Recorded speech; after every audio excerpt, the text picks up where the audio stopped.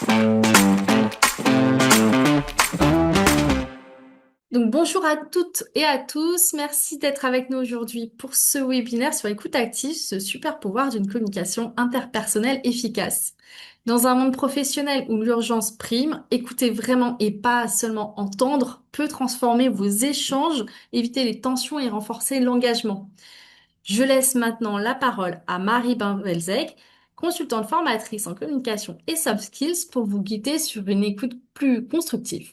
Bien sûr, nous prendrons un petit temps pour répondre à vos questions en fin de session. Marie, c'est à vous. Eh bien, parfait, merci Dalia. Bonjour à tous, bienvenue. J'espère que vous n'êtes pas encore trop liquéfiés, n'est-ce pas? On survit.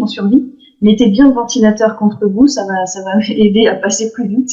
Je suis ravie d'être avec vous. Moi, je suis formatrice donc pour le CNFCE. J'interviens principalement sur le sujet des soft skills, les compétences comportementales, donc notamment l'intelligence émotionnelle, la gestion des émotions, l'assertivité, la communication orale et donc le sujet qui nous intéresse aujourd'hui, l'écoute active. Le CNFCE, comme vous pouvez le voir, vous connaissez peut-être déjà ou bien vous découvrez, un organisme de formation qui existe depuis plus de 20 ans maintenant et qui propose évidemment beaucoup de thématiques que vous irez découvrir tranquillement sur le site internet. On reparlera à la fin de la formation qui peut exister autour de l'écoute justement si vous êtes intéressé suite à ce webinaire. On est ensemble donc pour 35 minutes environ de webinaire, en tout cas de présentation du sujet, puis ensuite on aura environ 10 minutes de questions-réponses, si c'est OK pour vous, donc vous pourrez toujours poser vos questions effectivement et vos réactions dans le petit volet chat que vous connaissez probablement déjà. Alors, nos objectifs aujourd'hui, de quoi on va traiter pendant ce temps ensemble? On va déjà se demander qu'est-ce qu'une véritable écoute active, du coup, pas une écoute passive classique, pas juste entendre, mais une véritable écoute active. Quels sont donc les réflexes également que nous adoptons tous et qui bloquent la communication sans qu'on en ait d'ailleurs forcément conscience, d'ailleurs. Et puis, pour réagir à ces petits freins et ces résistances, on verra comment est-ce qu'on peut trouver une méthode justement qui nous permette de contrer tout ça, et notamment par le questionnement, la reformulation, vous verrez, pour qu'on puisse créer des échanges plus constructifs, plus pérennes, plus sereins, plus productifs avec notre entourage. Et concrètement, là, on va évidemment plutôt aller sur le volet professionnel, mais cette compétence-là est tout à fait exploitable et nécessaire aussi en situation privée, bien sûr. Il n'y a pas vraiment de distinction ici.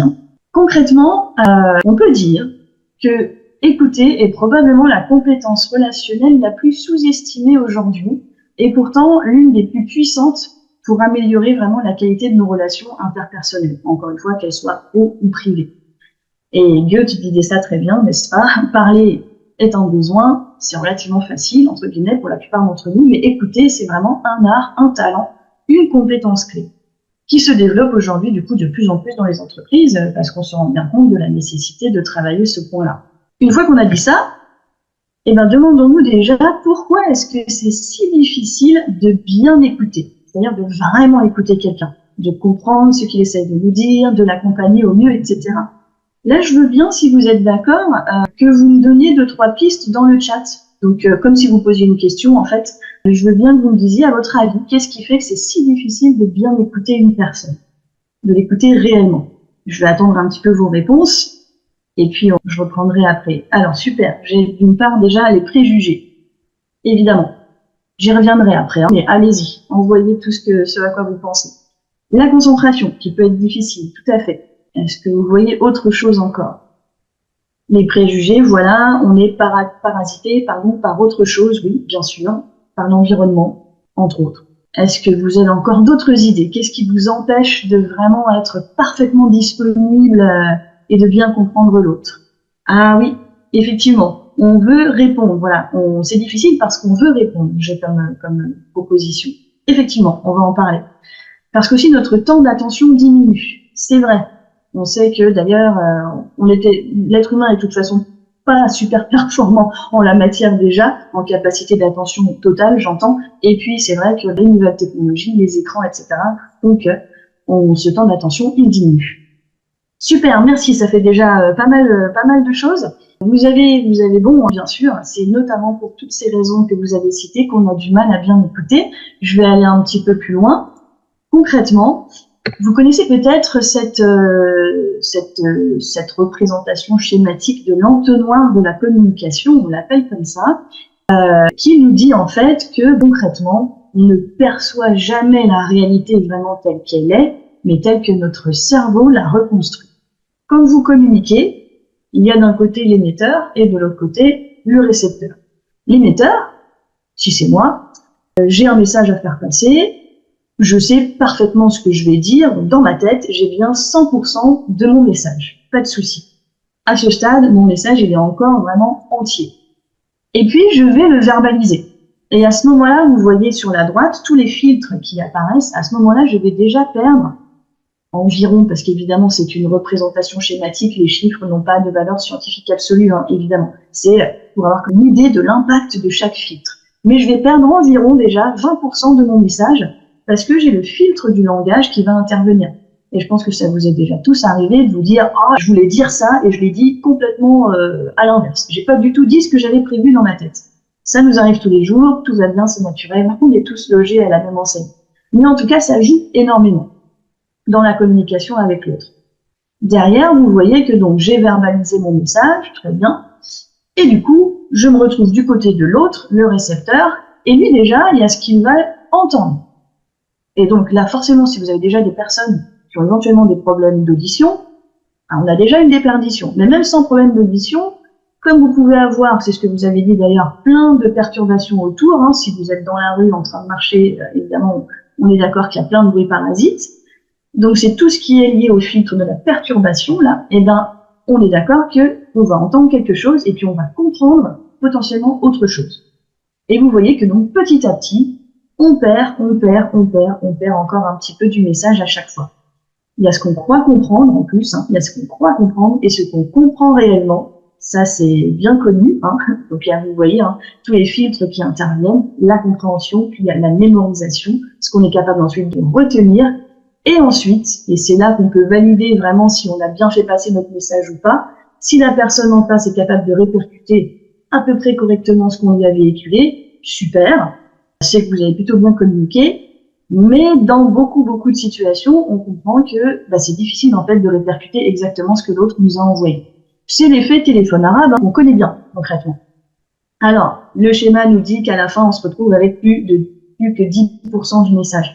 Rassurez-vous, c'est pas à ce point-là, évidemment, et ça dépend bien sûr de l'enjeu de ce que vous êtes en train de raconter. C'est-à-dire que si vous êtes simplement en train de vous demander avec votre conjoint qu'est-ce qu'on regarde ce soir sur Netflix, ça va bien se passer. Mais si vous êtes, dès qu'on est sur une situation qui demande vraiment de l'écoute, de la disponibilité, parce que on est sur un sujet plus grave, une situation compliquée, une crise, etc., évidemment, tout ça se complique. Donc déjà, il faut partir de là. Ce truc-là, l'entonnoir de la communication, on y est tous confrontés, c'est les neuroscientifiques qui nous l'apprennent aussi, hein, le cerveau humain est câblé comme ça. Donc ça, quelle que soit notre origine, etc., on fonctionne tous de la même façon, d'accord? Donc déjà, ces premiers filtres perturbent la communication. Ensuite, il y a ce que vous avez évoqué également dans vos réponses, 3 parasites bien connus auxquels on est tous confrontés, hein. Les croyances déjà, nos croyances personnelles. Vous savez, les croyances, c'est des pensées que l'on tient tous pour vraies, avec tellement de certitude qu'on les remet plus en question. Elles sont très perso, c'est-à-dire qu'elles sont liées évidemment à notre passé, à notre éducation, à notre environnement, à nos expériences, etc. On ne se construit pas tous les mêmes croyances, bien sûr. Mais en tout cas, ces croyances, elles ont un impact majeur dans la communication. Si, par exemple, vous pouvez avoir évolué en vous disant, en ayant cette croyance-là qui est à l'écran, de toute façon, aujourd'hui, les jeunes ne veulent plus travailler. C'est un fait, c'est une certitude. Si vous discutez avec quelqu'un qui en face pense qu'au contraire, les jeunes aujourd'hui, c'est ceux qui vont sauver la planète, parce qu'au contraire, ils ont une capacité de travail incroyable, a priori, vous n'allez pas spécialement vous entendre. Très bien, ça part au débat, et c'est super le débat, il vous en faut, d'accord, mais parfois c'est ça, hein, quand vous n'arrivez pas à communiquer avec quelqu'un, c'est parce que les croyances s'opposent. Donc on a ces croyances-là. Autre croyance, par exemple, de toute façon, les managers ne pensent qu'aux résultats. Quand on a une idée préconçue, c'est les préjugés dont vous avez parlé tout à l'heure, quand on a ce genre d'idée préconçue, c'est difficile potentiellement de les dépasser. Ça dépend à quel point ces croyances, elles sont vraiment ancrées. Et puis il y a des croyances qui sont limitantes, parce qu'elles sont plutôt négatives pour vous, et des croyances au contraire qui sont plutôt, qui portent, qui vous aident à aller plus loin. quelqu'un qui penserait que la vie est un grand terrain de jeu versus quelqu'un qui pense que la vie c'est dur, c'est un défi permanent, ces deux personnes-là, sans aucun jugement, hein, mais ces deux personnes-là n'évoluent pas pareil dans la vie, probablement. Une est plutôt portée par sa croyance et l'autre est plutôt freinée. Donc ça, c'est au quotidien qu'on les a, ces croyances, ces croyances. Ensuite, on a tout ce qui est de l'ordre des biais cognitifs. Vous connaissez peut-être déjà, les biais cognitifs, c'est des petits bugs de notre cerveau qui fait des raccourcis pour nous permettre, en fait, de trier les informations que l'on reçoit. En fait, c'est pour nous aider. Aujourd'hui, on ingurgite tellement d'informations, vous avez peut-être déjà entendu parler du terme infobésité, qu'on ne sait plus quoi en faire. Et vous n'avez pas forcément conscience d'ingurgiter toutes ces informations, mais au niveau inconscient, votre cerveau, il les ingurgite. C'est-à-dire que même dans la rue, vous marchez et vous croisez une affiche, dans le métro, vous voyez une affiche publicitaire, même si vous n'avez pas l'impression que vous êtes attardé dessus, votre cerveau, lui, il l'a fait. Ne serait-ce que parce que vous avez vu, donc votre cerveau a retenu. Et donc il se dit, qu'est-ce que je retiens moi de ma journée? Est-ce que je peux faire un peu de place pour aider mon humain à s'en sortir? Et donc il trie. Il trie et pas forcément exactement comme vous l'aimeriez, pas de la meilleure des façons, pas de la façon la plus objective possible. C'est normal. Ça, encore une fois, pareil, hein, c'est neuroscientifique, cette histoire-là, les biais cognitifs, pardon. On y est tous confrontés. Il y en aurait plus de 200. C'est énorme. Plus de 200 biais cognitifs. Qu'on soit japonais, singapourien, américain, français, italien, pareil, ok? Après, bien sûr que la culture et potentiellement la religion va exacerber certains points, ou au contraire diminuer certains points, ça c'est normal. Mais les biais cognitifs, on a tous les mêmes, c'est le cerveau qui marche comme ça. Vous connaissez peut-être un des plus connus qui est le biais de confirmation, qui nous dit en fait qu'on cherche toujours inconsciemment à confirmer ce que l'on pense déjà. Je le répète, je vous la refais, on cherche toujours inconsciemment à confirmer ce que l'on pense déjà. C'est beaucoup plus facile de rester dans une ligne droite qu'on connaît, une ligne conductrice, un avis, une opinion qu'on a l'habitude de tenir et d'avoir depuis des années, plutôt que de se challenger à penser différemment. Votre cerveau, il économise son énergie en pensant toujours pareil. Donc, il n'y a pas besoin de s'auto-flageller pour ça, il n'y a pas besoin de culpabiliser, mais c'est pas mal parfois de peut-être en prendre conscience quand concrètement vous sentez que là, tiens, peut-être que je fais pas preuve d'une vraie ouverture d'esprit. Est-ce que je pourrais m'ouvrir à une autre façon de penser? Et donc ça, bien sûr que dans l'écoute et dans la relation, dans les échanges au quotidien, l'impact est énorme. Parce que toutes ces choses-là, croyances, biais cognitifs et le petit dernier, le jugement, le fait qu'on est tout le temps en train de juger tout ce qui se passe, tout ce qu'on nous dit, tout ce qu'on voit, c'est normal. Et on interprète. De ce jugement, on interprète en fonction de notre propre grille de lecture, de nos expériences, de notre passé, de notre vécu, etc. Tout ça, ça se joue majoritairement au niveau inconscient. Vous n'avez pas l'impression de piloter quoi que ce soit. Donc c'est très, très, très présent. Et donc forcément, quand vous échangez, quand vous essayez d'écouter quelqu'un, tout ça se joue dans votre cerveau déjà. Vos croyances se mettent en place, le jugement se met en place, les biais cognitifs se mettent en place. Donc ça veut dire qu'être dans une véritable posture d'écoute, c'est difficile. Parce que si vous voulez contrer tous ces biais, il va falloir essayer de changer le programme qui est dans votre tête, concrètement. Et dire à votre cerveau, calme-toi, mets en pause le logiciel habituel, je vais essayer de penser différemment. Et c'est très dur. Donc ne vous culpabilisez pas si aujourd'hui vous pensez que peut-être vous n'êtes pas au point en termes d'écoute active. C'est difficile. Comment on peut commencer à faire alors, concrètement? Alors, avant même d'arriver à la technique, à la réponse, à la solution, entre guillemets, déjà, on va se poser un petit peu pour voir comment est-ce qu'on écoute de façon générale, comment est-ce que les gens écoutent. Et je vous partage du coup un modèle théorique super intéressant et très éclairant de Porter. Porter, c'est Elias Porter, c'est un psychologue américain dans les années 60. Il a beaucoup travaillé avec d'autres psychologues connus que vous pouvez, si vous avez déjà suivi des formations sur les soft skills ou si ça vous intéresse, vous avez certainement déjà entendu parler de Carl Rogers, Thomas Gordon, Abraham Maslow. Carl Rogers, c'est l'écoute active, on va y revenir dans quelques instants. Thomas Gordon, l'assertivité. Abraham Maslow, la fameuse pyramide des besoins universels. Donc ce monsieur, Elias Porter, il a identifié dans les années 60 que dans toute relation d'aide ou de conseil, d'écoute donc, on a tendance à utiliser 6 attitudes types. Alors ces modes ne sont ni bons ni mauvais en soi, mais on voit que chacun a un impact très différent sur notre interlocuteur. Et j'imagine que vous avez déjà vécu ça. Parfois, vous avez voulu aider quelqu'un, l'accompagner, et au final, vous l'avez braquée ou au contraire, vous l'avez rendue dépendante de vos conseils, de votre accompagnement. Ça s'est pas passé comme vous vouliez. J'imagine que vous l'avez vécu, on l'a tous vécu. Alors pourquoi? Pourquoi? Et là, je vous invite, je vais vous détailler les 6 modes d'écoute et je vous invite à essayer de vous demander dans quelle tendance vous êtes. Encore une fois, sans vous juger, c'est pas la question, mais où est-ce que vous vous situez à votre avis? On va voir que peut-être on peut agir différemment. Alors, le premier mode d'écoute. Pardon, je vois un petit coup. Premier mode d'écoute, l'écoute que Porter appelle l'écoute jugement. Là, c'est quand on passe, donc vous avez quelqu'un qui vient vous exposer une situation et vous en face, vous êtes le récepteur et vous allez entrer dans une logique plutôt évaluatrice ou moralisatrice. C'est-à-dire que vous allez émettre un avis critique, positif ou négatif. La personne vous évoque quelque chose et vous allez répondre c'est bien ou au contraire c'est une erreur. Tu as raison, tu as tort. C'est naturel encore une fois, tous ces modes de réaction sont naturels, mais est-ce que ça génère ce que l'on souhaite? Pas sûr. Souvent ça va créer une barrière défensive. Ou ça va même dévaloriser potentiellement l'autre. Vous pouvez avoir quelqu'un qui devient éventuellement... on a toujours les deux extrêmes. Soit quelqu'un qui va tomber plutôt dans l'agressivité parce que c'est son mode de réponse, ou au contraire dans la passivité et la dépendance. Ça, on aura toujours un peu les deux. Imaginez, vous avez quelqu'un qui, un collègue, on va dire qu'on est en situation pro, un collègue qui, un jour, débarque dans votre bureau, vous raconte plein de choses et dit « Ah, vraiment, je me sens dépassé par la situation ».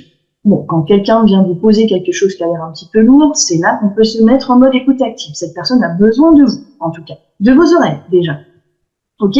La logique évaluatrice, cette écoute jugement, ça va être de répondre « Oh, t'exagères, tu t'en sors bien, en fait. Moi, je trouve vraiment que tu gères, hein. Si, tu gères, je t'assure. Allez, tout va bien. » Vous voyez, vous avez jugé, c'est-à-dire vous avez dit « Oh, t'exagères, moi, je trouve que tu t'en sors bien. » Résultat en face, potentiellement, on se sent pas vraiment compris et pas vraiment écouté, surtout. Ok? Ça, c'est la première réaction possible. La deuxième, ce qu'on appelle l'écoute interprétation. Là, on est soi-même dans une logique de projection. Et concrètement, on va, en fait, écouter, entre guillemets, l'autre en calquant notre propre grille de lecture, en fait, sur ce qu'il ou elle nous raconte. Donc, on va lui expliquer pourquoi il agit ainsi. Donc, on va lui dire, oh, tu dis ça parce que t'es fatigué. Tu dis ça parce que tu crois que, ou tu veux faire telle chose pour avoir la possibilité de, vous allez projeter ce que vous pensez. C'est risqué, parce que vous n'êtes pas forcément raccord avec l'autre. Ok? Et là, idem, vous allez potentiellement provoquer sentiment d'incompréhension, désintérêt, agressivité, dépendance. C'est un petit peu toujours les mêmes réactions, hein, qu'on soit clair. Toujours cette personne qui vous dit « je me sens dépassé par la situation », vous pourriez répondre « ah, mais ça, c'est parce que tu es stressé en ce moment. Laisse-toi un peu tranquille, ça passera. » Vous voyez, donc on vous dit « c'est parce que tu es stressé. » Moi, j'ai compris, c'est pour ça. Ça n'a peut-être rien à voir avec le stress, peut-être complètement autre chose. Donc ne répondez pas à la place de l'autre. Ça, c'est toujours très difficile. Et une personne avait évoqué dans le chat c'est difficile de bien écouter parce qu'on voudrait répondre. Et c'est exactement ça. Et essayez de vous dire je réponds pas. Pour l'instant, j'engrange, j'ingurgite, j'écoute. Et c'est tout. Et je ne projette rien. Troisième mode, l'écoute consolation. Ça, c'est ce qu'on fait beaucoup, parce que ça part d'une bonne intention. De toute façon, tout ça part d'une bonne intention. Hein. La logique d'apaisement.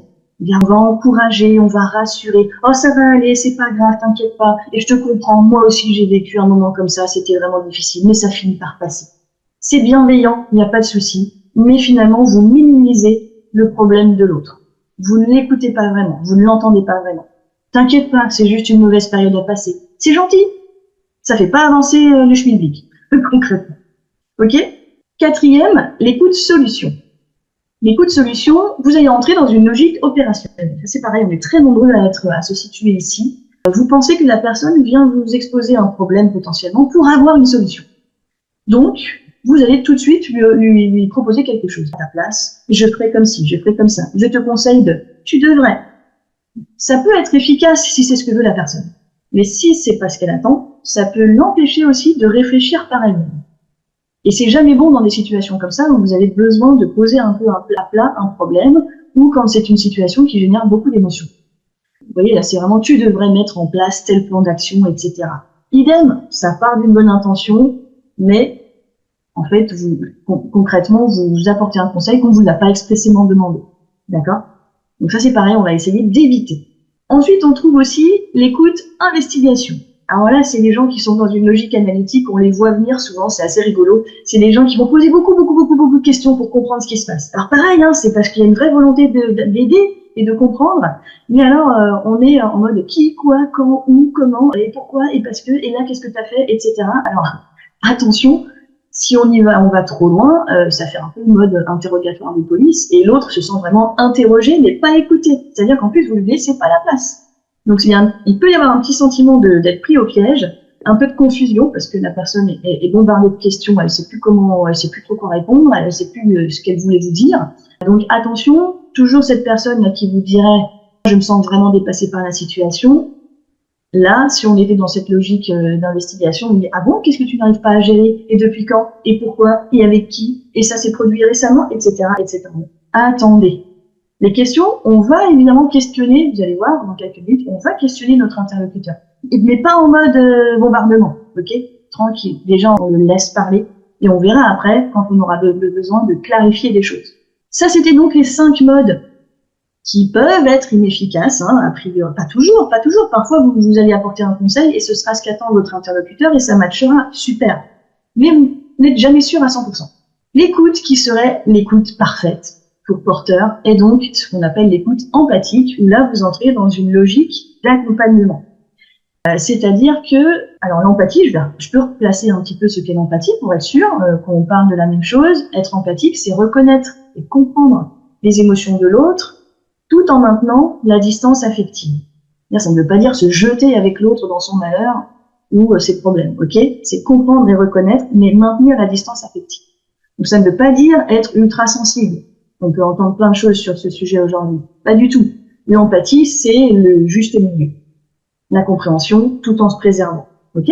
Donc là, si vous êtes dans ce mode-là, vous allez être dans cette logique d'accompagnement et donc vous allez reformuler ce que l'autre ressent sans le juger. Et là, la personne, eh bien, elle se sent comprise, elle se sent respectée, vous instaurez un climat de confiance. C'est évidemment l'attitude la plus complexe à adopter, mais c'est celle qui va vraiment libérer la parole. C'est-à-dire que là, on reprend notre exemple de « ah, je me sens vraiment dépassée par la situation », plus plein d'autres choses qui vous ont été dites, hein, bien sûr.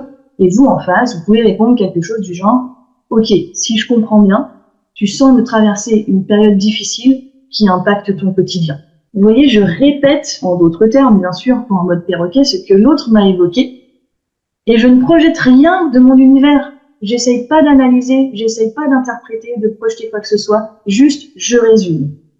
Ça permet à la personne en face de se sentir vraiment entendue et d'entendre elle-même ses propres propos. Et potentiellement de revenir dessus, d'ailleurs. Ok?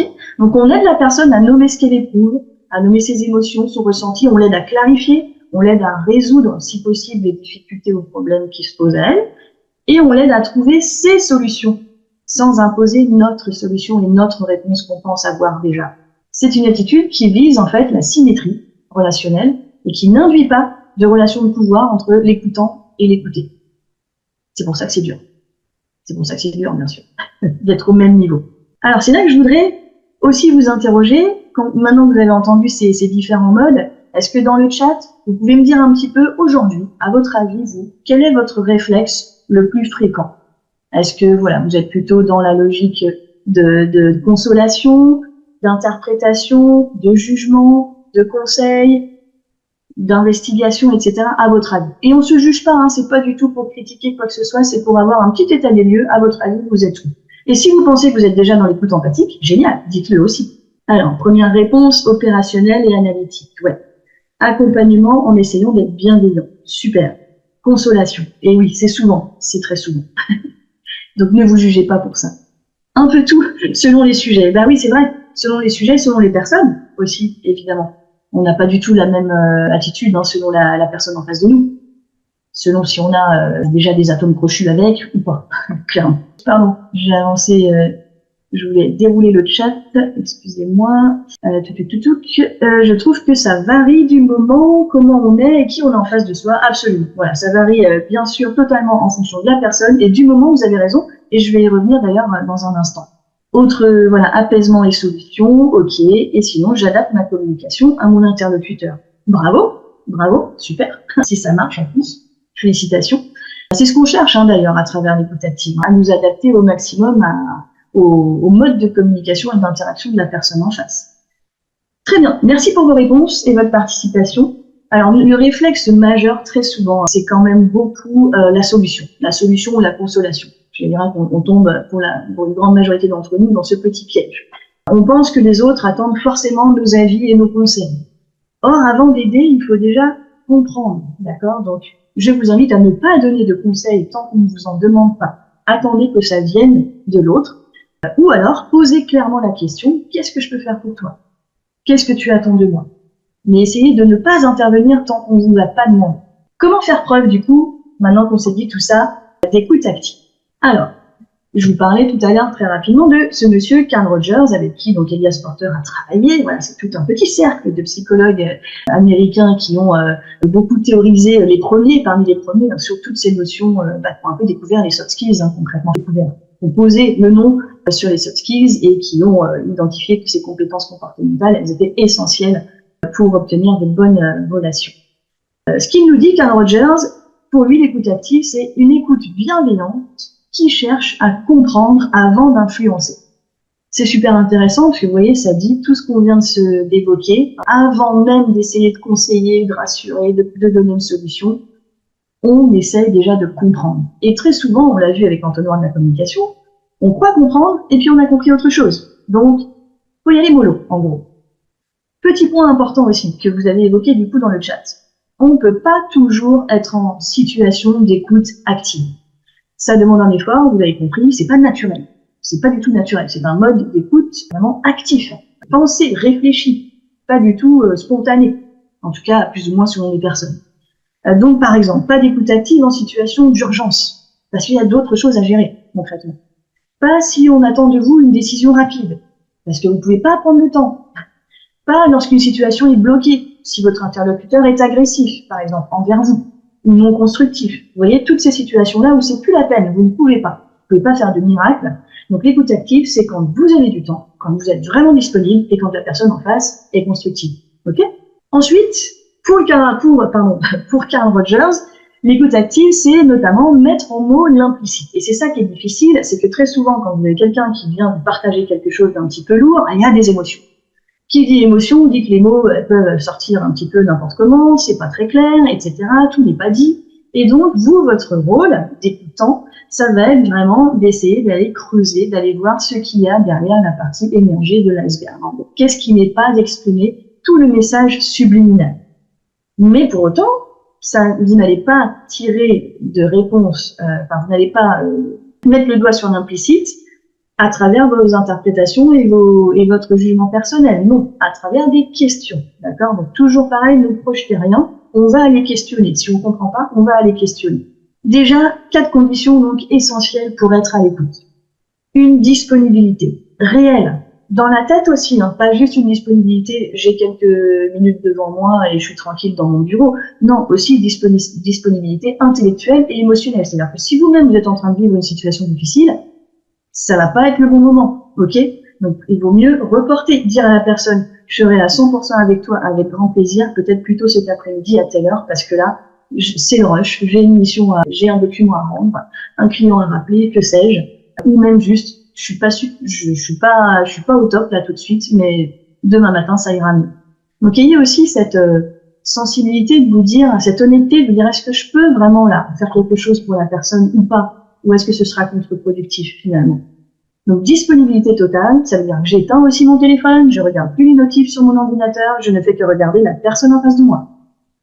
Neutralité totale, pas de jugement, pas d'interprétation, et accueil des émotions. C'est-à-dire que l'autre va peut-être déballer son sac avec des émotions qui vous seront peut-être pas très agréables à vivre, mais que vous devez accueillir sans jugement.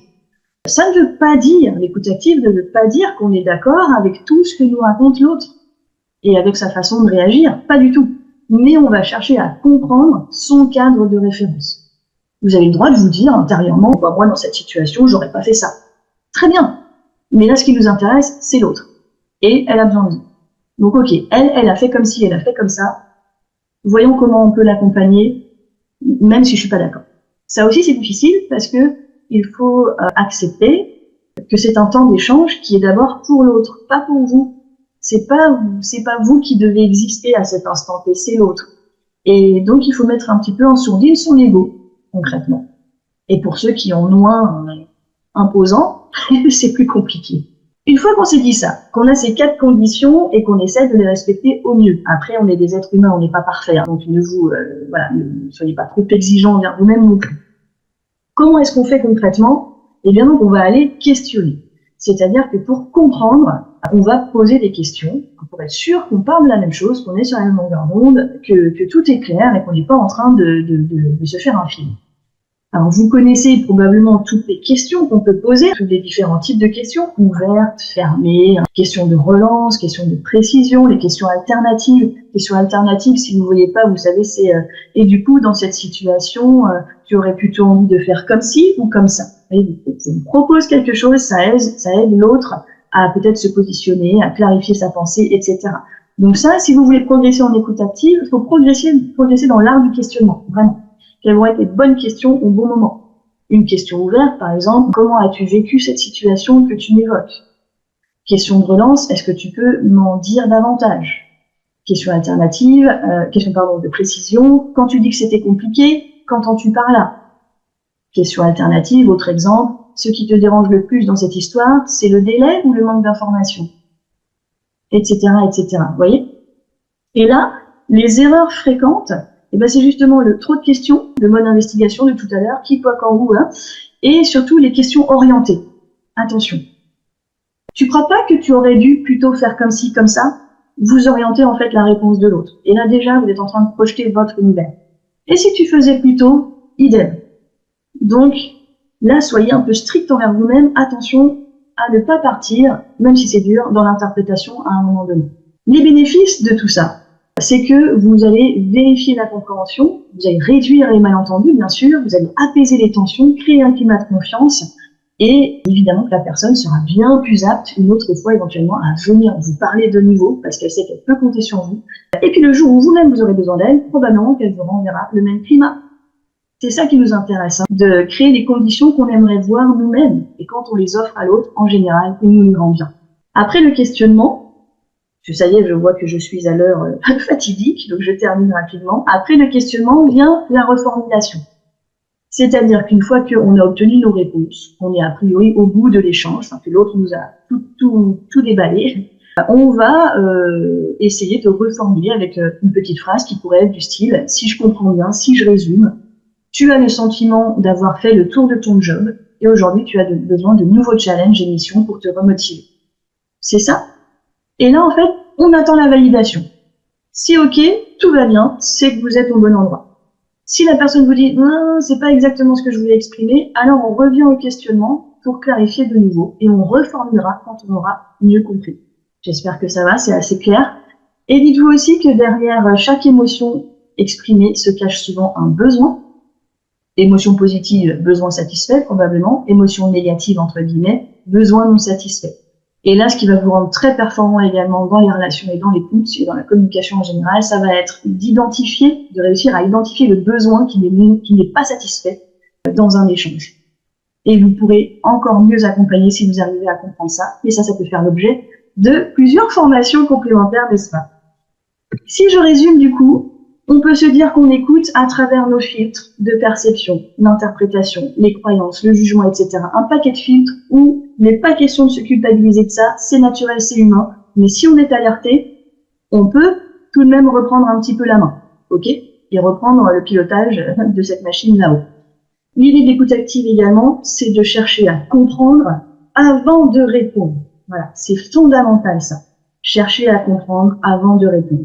Là où c'est difficile, notamment, c'est avec les personnes les plus proches de nous, parce qu'on pense qu'on les connaît parfaitement et qu'on sait exactement ce qu'il faut pour leur bien. Et c'est souvent là qu'on se plante le plus, en fait. On est souvent plus ouvert avec des gens qu'on connaît moins, parce que tout est un peu nouveau. Et en général, on est assez dur, en fait, avec les gens qu'on aime le plus. Et pas toujours bien performants. Dans les familles, on connaît énormément ça. Et donc, 2 très bons outils pour l'écoute active, le questionnement, la reformulation. Voilà. La plupart des conflits, dites-vous, en fait, ne viennent jamais, enfin rarement, très rarement d'un manque d'intelligence, mais vraiment d'un manque de compréhension mutuelle et d'un manque d'écoute. Alors aujourd'hui, on a seulement effleuré le sujet, mais avec le CNFCE, vous pourriez vous compléter évidemment si ça vous intéresse avec une formation plus longue qui vous permettrait de décoder les émotions aussi qui vont avec souvent. Identifier les fameux besoins cachés, maîtriser les différents niveaux de reformulation, l'art du questionnement, et du coup, avoir plus de billes pour gérer les situations difficiles aussi et développer votre intelligence relationnelle. Voilà. Vous pouvez contacter, si vous êtes intéressé par une formation, Myriam Cutie.